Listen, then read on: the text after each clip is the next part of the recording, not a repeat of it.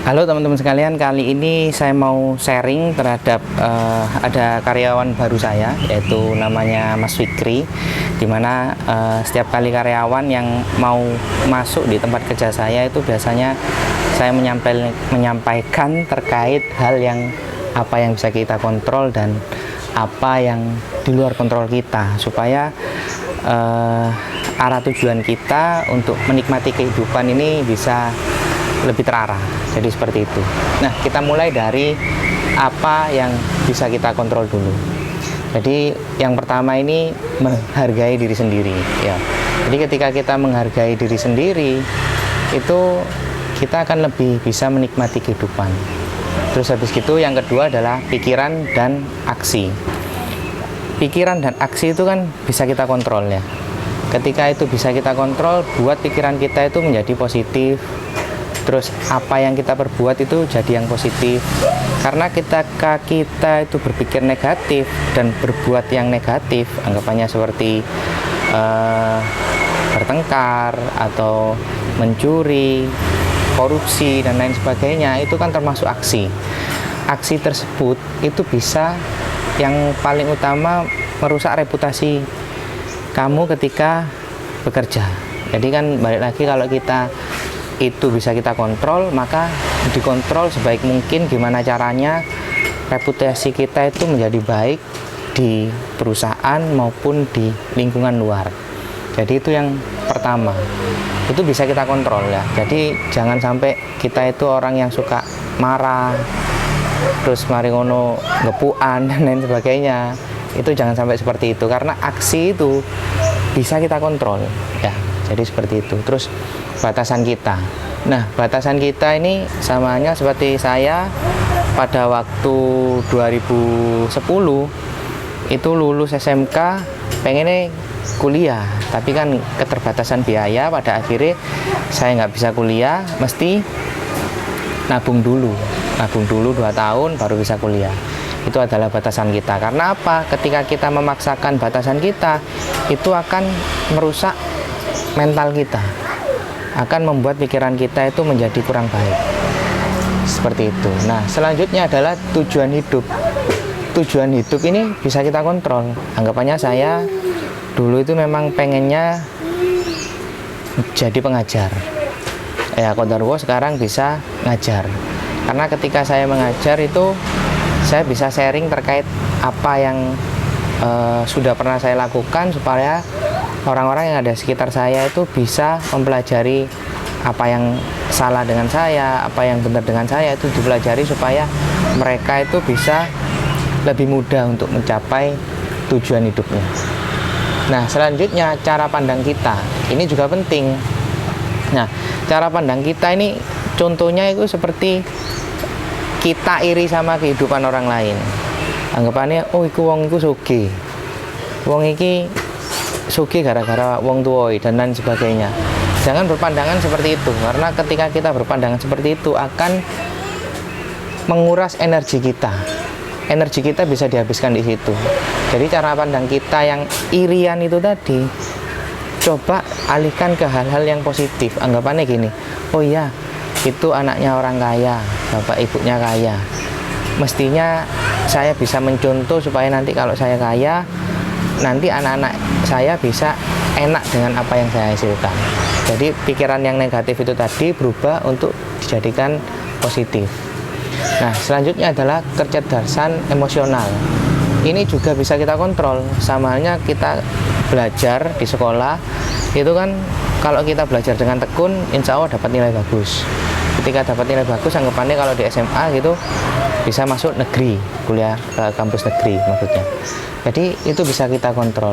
Makanya ketika sesuatu hal yang bisa kita kontrol ini bisa kita optimalkan, maka insya Allah tujuan hidup kita bisa tercapai. Anggapannya mau jadi pebisnis, pengajar, mungkin dokter dan lain sebagainya, insya Allah bisa kita capai karena itu bisa kita kontrol pada dasarnya. Namun selain apa yang bisa kita kontrol, ada hal-hal yang sekiranya itu di luar kontrol kita. Nah, di luar kontrol kita ini apa? Masa depan. Karena masa depan ini kita kan nggak ada yang tahu. kita berjuang sekuat tenaga dan lain sebagainya, ternyata masa depan kita itu masih belum sesuai harapan, ya itu tadi, tetap kita kembali lagi apa yang bisa kita kontrol, kerja keras supaya masa depan kita bisa tercapai. Terus yang kedua adalah sikap orang lain dengan kita. Nah, iki sikap orang lain dengan kita itu nggak bisa kontrol. Anggapannya walaupun kita itu berbuat baik dan lain sebagainya, pasti di luar itu kemungkinan ada orang yang nggak suka. Pikiran kita gimana? Balik lagi apa yang bisa kita kontrol. Energi kita jangan sampai dihabiskan dengan orang-orang yang nggak suka dengan kita. Jadi tetap fokus dengan tujuan hidup. Jadi seperti itu. Nah, selanjutnya masa lalu. Masa lalu ini anggapannya kayak saya hidup atau enggak dilahirkan dari keluarga sederhana. Kan aku gak iso njaluk lahir dari anak wong sugih. Kan gak iso. Jadi jangan pernah menyalahkan masa lalu karena itu memang di luar kontrol kita. Balik lagi fokus yang bisa kita kontrol. Terus selanjutnya adalah kematian. Ini kematian ini sesuatu hal yang tidak bisa kita tebak, dari tanda tanya. Jadi kita bisa mati besok, minggu depan, bulan depan, 1 tahun ke depan, dan bisa bertahun-tahun. Itu sesuatu hal yang di luar kontrol kita. Maka dari itu balik lagi apa yang bisa kita kontrol supaya ketika kita mati itu bisa mudah-mudahan jadi manusia yang bermanfaat. Nah, selanjutnya adalah apa yang terjadi di sekitar kita. Nah, apa yang terjadi di sekitar kita ini sebenarnya sama dengan kurang lebih sikap orang lain dengan kita. Jadi ya, kalau ada hal-hal yang negatif, tetap kita mikirnya ke hal-hal yang positif. Terus cuaca ini di luar kontrol kita, hujan dan lain sebagainya itu adalah di luar kontrol kita. Nah, ini apa yang terjadi di sekitar kita ini ada contohnya. Seperti anggapannya saya dari Buduran berangkat kerja ke di wilayah Rungkut. Itu kan apa yang terjadi di sekitar kita kan ya itu tadi, biasanya jalannya macet. Nah, ketika jalannya macet, baik lagi apa yang bisa kita kontrol. Oh iya, yang bisa kita kontrol yang sebelumnya yang sebelumnya berangkat jam 7 pagi, saya mesti berangkat setengah jam lebih awal, setengah 7, supaya apa yang terjadi di sekitar kita, terutama yang macet ini, bisa kita kontrol dengan catatan berangkat lebih pagi setengah jam, berangkat jam setengah 7, saya pasti bisa sampai kantor itu tepat waktu, gak mepet-mepet atau gak terlambat. Karena balik lagi, yang terjadi di sekitar kita seperti macet itu di luar kontrol kita. Kita nggak bisa maksa untuk jalan ini kudu lancar, kalau macet gak bisa, kayak gini gak bisa. Jadi balik lagi ke bagaimana cara pikiran kita untuk beraksi supaya ini bisa dihindari, ya.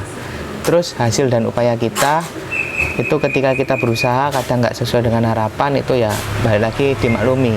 Jadi nggak usah berkecil hati, tetap hargai diri sendiri supaya tetap kita fokus kepada tujuan hidup, gitu tadi. Nah, selanjutnya adalah apa yang dipikirkan orang lain terhadap kita. Ini itu tadi nggak bisa, orang itu semua orang dibuat senang dengan kita itu nggak bisa. Jadi jangan buat semua orang senang dengan apa yang kita buat, yang ada kita akan capek sendiri. Nah, terus selanjutnya di luar kontrol kita itu pastinya adalah orang lain. Orang lain itu seperti orang tua, pimpinan, teman, dan lain sebagainya, saudara juga, itu adalah di luar kontrol kita. Jadi kalau ada pimpinan yang seenaknya sendiri atau teman yang seenaknya sendiri, itu di luar kontrol kita. Jadi kita gak bisa marah-marah dan lain sebagainya. Kalau memang tidak suka diingatkan, tapi kalau mamanya nggak bisa diingatkan ya wis, balik lagi apa yang bisa kita kontrol, cari tempat kerja lain atau enggak ya itu tadi, dinikmati apa yang ada sambil berproses untuk hal lain yang lebih baik. Jadi seperti itu. Ada yang ditanyakan dari apa yang bisa kita kontrol dan di luar kontrol kita, itu mungkin ada yang ditanyakan karena ini terkait dengan mindset. Kalau pola pikir kita itu sudah kita bentuk menjadi pribadi yang baik atau yang positif, maka hal-hal yang di luar kontrol ini tadi akan bisa kita sikapi dengan bijak dengan apa yang bisa kita kontrol. Paham? Ada yang ditanyakan? Oke. Kalau nggak ada, kita lanjut ke selanjutnya.